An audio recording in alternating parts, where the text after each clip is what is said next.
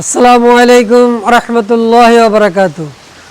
সুপ্রিয় দর্শক, দেশে এবং দেশের বাইরে যারা আমার ভিডিও দেখছেন, আলহামদুলিল্লাহ আমি আশা করি আল্লাহর মেহেরবানিতে আপনারা সবাই ভালো আছেন। আর আপনাদের দোয়া আল্লাহর মেহেরবানিতে আমিও ভালো আছি। কিন্তু আমাদের আজকে এখানে যে অবস্থা, মনটা ভালো নাই। দেখেন, কালকে আমরা অনেক মানুষ কালকে আমাদের এখানে কাজ করছে, ওরা রড বিছাইবে, কিন্তু রড আমরা আনি নিচে রাখছি।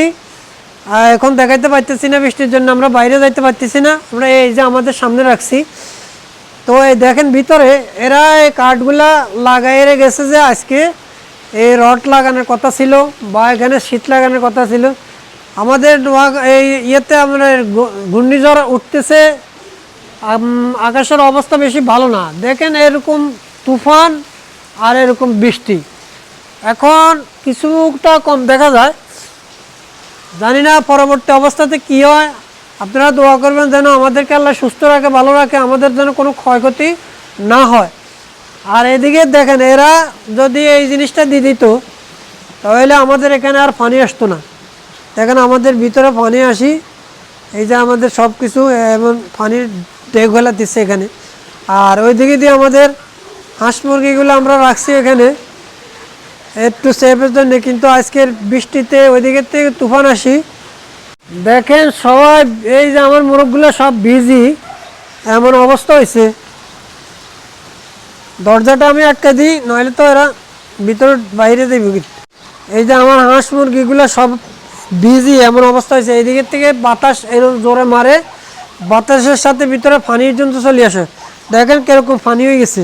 আর যদি বাতাসের সাথে যদি আবার পানি ঢুকে, এর থেকে বেশি ঢুকলে আমাদের মুরগিগুলোর জন্য খুবই অসুবিধা হবে। কিলে এই মুরগিগুলো জায়গা আর আমি অন্য জায়গায় যে নিয়ে রাখবো এরকম কোনো প্লেস নাই, এখানেই থাকতে হবে এগুলাকে। তুফানের সাথে পানি পর্যন্ত আসি দেখেন কি অবস্থা হয়েছে। আর এর থেকে অতিরিক্ত তুফান আসলে, পানি আসলে মনে হয় যেন এটার ভিতরে বেগা পানি হয়ে যাবে। আমার হাঁস মুরগিগুলো খুবই অসুবিধা হইতেছে। যাক, আল্লাহ মাফ করক। গরমের জন্য আমরা থাকতে পারি নাই, এরকম একটু হাওয়া বাতাস কিছুই ছিল না। আর এখন এরকম অবস্থা, বৃষ্টি যেরকম, তারপরে এই বাতাসের। আল্লাহ যেন সুস্থ রাখে সবাইকে, আর এই মেঘ বৃষ্টি যেন আল্লাহ থামাই দেয়। তো এই বলে আজকের ভিডিও থেকে বিদায় নিলাম। আল্লাহ আপনাদেরকে ভালো রাখুক, সুস্থ রাখুক, দোয়া করবেন আল্লাহ যেন মেঘ বৃষ্টির থেকে আমাদেরকে বাঁচায়। আসসালামু আলাইকুম রহমতুল্লাহি ওয়া বারাকাতুহু।